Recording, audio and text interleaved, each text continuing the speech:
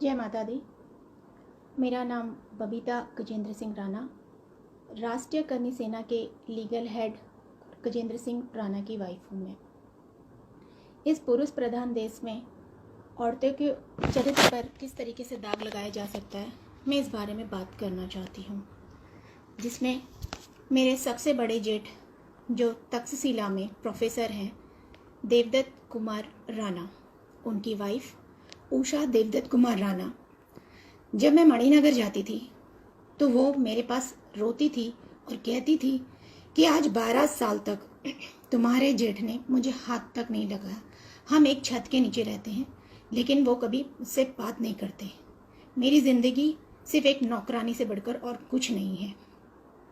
मेरी दूसरी जेठानी बीना राणा, बीना भरत राणा, जो सरसपुर में रहते हैं, उनके पति हमेशा ड्रिंक करके 24 घंटे ड्रिंक में रहते हैं, जो अपने परिवार का पालन पोषण भी नहीं कर सकते, जिनकी स्थिति भी बड़ी वाली दीदी की जैसे ही है। मेरे तीसरी दीदी नीरज मनोज राणा, जिनका केस चल रहा है, जिनका केस नंबर 492/216 है, फैमिली कोर्ट 2 अहमदाबाद में। नीरज मनोज राणा को इन लोगों ने धक्के देके इसलिए निकाला क्योंकि उन्होंने इनका विरोध किया, जिसमें तक्षशिला अहमदाबाद बापू नगर में जो प्रोफेसर हैं देवदत्त कुमार राणा, उन्होंने मेरी जेठानी नीरज मनोज राणा के ऊपर गलत नीयत रखी। प्रोफेसर कौन होते हैं? समाज के सेवक, ज्ञान का सागर, जो बच्चों में ज्ञान बांटते हैं, उनको समाज की जानकारी देते हैं। उन्होंने ही, देवदत्त कुमार राणा ने, मेरी जेठानी, जिन्होंने मुझे खुद ये बात बताई है कि उनके ऊपर गलत नीयत रखी, उनके साथ गलत हरकत की। उनके इसमें शामिल मेरे पति गजेंद्र सिंह राणा भी थे। बदतमीजियाँ की, जिसकी जानकारी उन्होंने हमारी सास विमला देवी को दी, और विमला देवी हमारी सास ने उनको ये कह के चुप करा दिया कि हम राजपूत हैं, छतरानी हैं, घर की बात घर के अंदर रहनी चाहिए, और राजपूतों में तो ये सब चलता है।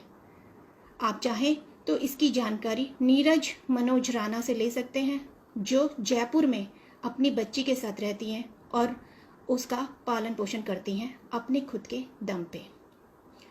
मेरी दीदी यानी कि गजेंद्र सिंह राणा की पहली वाइफ मधु गजेंद्र सिंह राणा, उनके साथ वही हुआ जो मेरे साथ हुआ करता था। उन्होंने गजेंद्र सिंह राणा के लव लेटर पकड़े, उनकी अश्लील हरकतों को खुद से देखा, उन्होंने इस चीज़ का विरोध किया। जब इस चीज़ का उन्होंने विरोध किया तो उनके साथ मार पिटाई की गई, उनको धक्के देकर घर से निकाल दिया गया, जैसे नीरज मनोज राणा को धक्के देके निकाल दिया गया सबने मिलकर। मधु गजेंद्र सिंह राणा, इनका भी केस चल रहा था।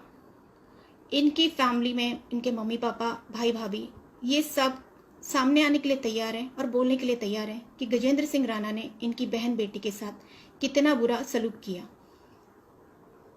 शादीशुदा होते हुए गजेंद्र सिंह राणा, जब मधु इनकी ज़िंदगी में थी तो इन्होंने उर्वी नामक लड़की के साथ शादी कर ली थी, जिसकी जानकारी मुझे मेरी बड़ी जेठानी उषा देवीदत्त कुमार राणा ने दी कि उसका पुलिस केस हुआ था। पहली पत्नी के होते हुए, यानी मधु गजेंद्र सिंह राणा के होते हुए भी इन्होंने शादी की उस उर्वी से, इसका विरोध किया। इनकी अश्लील हरकतों का, ये इनके जो गलत इरादे थे, उनके साथ गलत बिहेव किया, उसके वजह से उनको भी निकाल दिया गया। क्या सारी औरतें खराब हैं? सबके चरित्र खराब हैं? फिर इन्होंने मेरे से शादी की 11 फरवरी 2019 को। ये एक वकील हैं, मेरा इनके पास केस गया था। इन्होंने मेरे साथ भी वही सब किया जो मधु गजेंद्र सिंह राणा के साथ हुआ करता था। इनकी अय्यासियाँ जो मैंने भी पकड़ी हैं, इसमें से तो एक अनुराधा नया ही केस है, कमज़ोर बेबस औरतों को लेके उनके ऊपर इनको ज़रूरत से ज़्यादा दया आती है, उनका फ़ायदा उठाना चाहते हैं। उस लड़की ने अपना केस वापस क्यों लिया? सिर्फ इस वजह से ना कि इसने उनको फ़ोन किया कि चलो रात को 11 बजे हम और तुम वापिस जाते हैं, और उसके सेकंड डे ही अनुराधा ने अपना केस इनसे वापस ले लिया। वो बेचारी तो पहले से ही पीड़ित थी, उस पर रेप केस था, और उसके पीड़िता पे रेप केस होने के बावजूद भी तुम्हारे पास दुखी हो के आई थी ना, फिर भी तुम उसका इस्तेमाल करना चाहते थे। एक स्त्री का रेप हुआ है, इसका मतलब ये नहीं कि वो पब्लिक प्रॉपर्टी बन जाए और समाज उसका इस्तेमाल करे।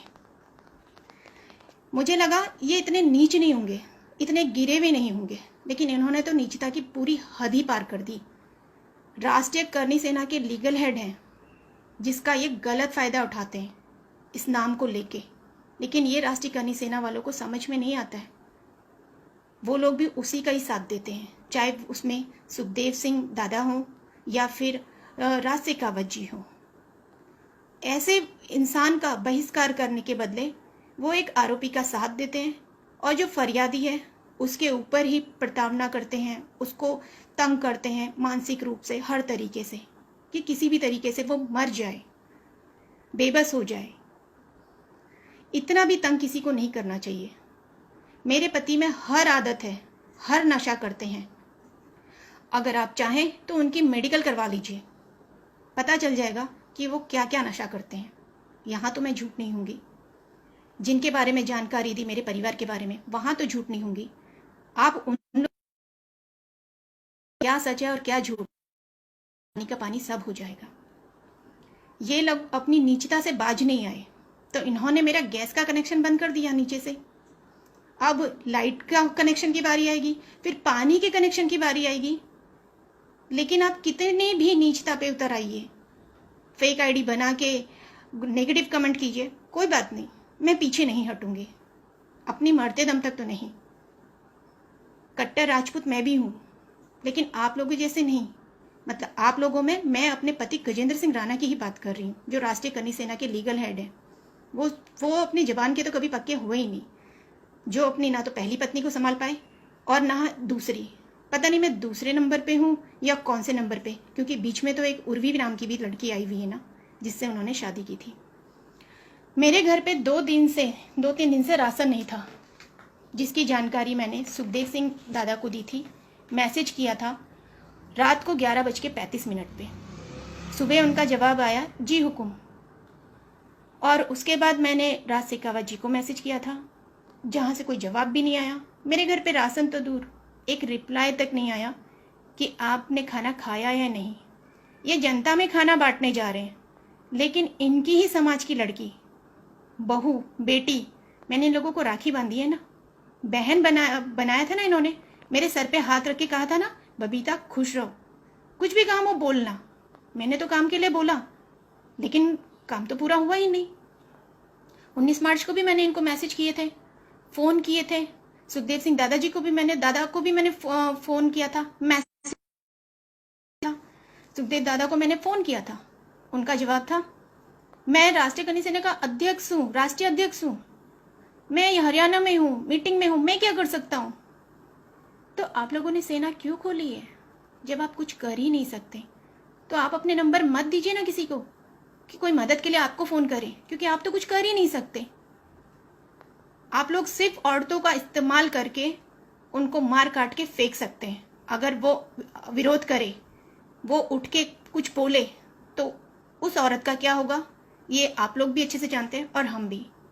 कहाँ गायब हो जाएगी वो भी नहीं पता चलेगा, क्योंकि मेरे पति जो राष्ट्रीय करनी सेना के लीगल हेड हैं, उन्होंने तो मुझे खुल के ही कहा ना कि दादा ने तो 41 मर्डर किए, 41। और मुझे खुद ही वो बोलते हैं कि तुझे मार काट के फेंक भी दूंगा ना तो किसी को पता भी नहीं चलेगा, क्योंकि हम तो हाथीजन में रहते हैं, जंगल तो ये है ही। और मैं पुलिस स्टेशन में खबर लिखवा दूंगा कि मेरी पत्नी भाग गई है। चरित्र पे दाग लगाना कितना आसान है। नीरज मनोज राणा के चरित्र पे दाग लगा कि उनका संबंध वो गलत थी, मधु पे लगा कि वो गलत थी, बबीता पे लगा कि मैं गलत हूँ। तो क्या इस घर की सारी औरतें गलत हैं? सिर्फ ये पुरुष लोग सही हैं? कहाँ तक हम इन चीज़ों को झेलें?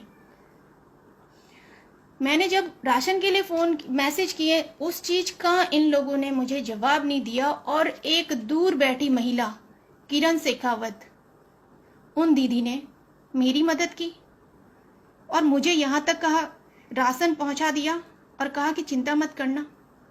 मैं परसों से खाना नहीं बनाई हूँ, कैसे बनाऊँ? गैस कनेक्शन तो बंद कर दिया, परेशान कर दिया।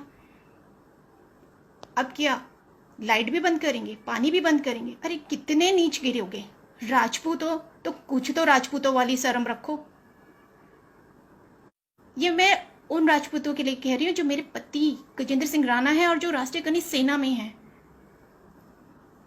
8 जनवरी को 2020 को E504 आदित्य इंडिया कॉलोनी हाथीजड़ में रहने वाले परेश को मेरे पति ने खुल्लम खुल्ला मेरे सामने यहाँ तक कहा कि तुझे मेरी पत्नी के साथ जो करना है कर ले, मैं बीच में नहीं आऊँगा। तुझे रेप करना है तो रेप भी कर ले।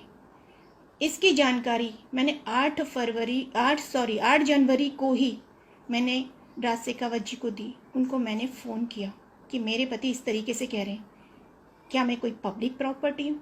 क्या मेरे पति देव ने मुझे खरीद लिया है? मेरे पापा ने बेचा नहीं है कि जी इन्होंने जो मेरा सौदा कर दिया, ये दलाली नहीं होनी चाहिए। वो मर्द है ना, मर्द की तरह रहिए ना, मर्द की तरह सामना कीजिए ना। एक औरत पे अत्याचार करने के लिए पूरी राष्ट्रीय खनिज सेना को तैयार कर दिया। मेरा तो वैसे भी यहाँ पे कोई नहीं है, उत्तराखंड की रहने वाली हूँ, अकेली हूँ, कोई भी नहीं। मारना चाहो मार दो ना। सच्ची तो बोलते हैं एडवोकेट गजेंद्र सिंह राणा कि यहाँ तो कोई पूछने भी नहीं आएगा। क्या गलती है मेरी? मैं स्त्री हूँ, दाग भी जल्दी लगे। प्रिया जी, किसी को बदनाम नहीं किया जा रहा है, सच्चाई जानिए फिर पता चलेगा। आ जाइए अहमदाबाद में, जितने मैंने अपने परिवार वालों के नाम लिए ना, उनका फ़ोन नंबर ले लीजिएगा और फिर बात कीजिएगा। आप जैसे लोग ही ना इन लोगों को बढ़ावा देते हैं। इन लोगों ने जो गलत किया है वो गलत किया है। स्त्री जाति का अपमान, चाहे उसमें मैं हूँ या और जितनी भी हो। आप लोगों से सिर्फ यही निवेदन है कि मैं आप लोगों के सामने मदद के लिए आई हूँ। भाइयों, मेरे बहनों, जो भी हैं, आप मदद कीजिएगा। मैं पुलिस प्रशासन से भी चाहूँगी कि वो मेरा साथ दें। इन लोगों ने मुझे मानसिक तौर पे बहुत ज़्यादा परेशान कर दिया है। इस वक्त किरण शेखावत जी पूरी तरीके से साथ दे रही हैं। परसों भी इन्होंने 2 पुलिस वाले भेजे। जब दीदी ने पुलिस स्टेशन में फ़ोन किया तो पता चला वहाँ से किसी ने भेजा ही नहीं है।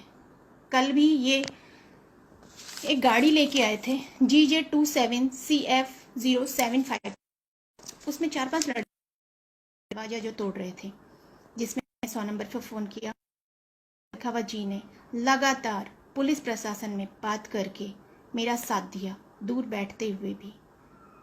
मैं दीदी का धन्यवाद देना चाहूँगी। जो लोग भी मेरी मदद कर रहे हैं उन सबका धन्यवाद देना। और मैं जानती हूँ जो भी मदद कर रहे हैं उन लोगों को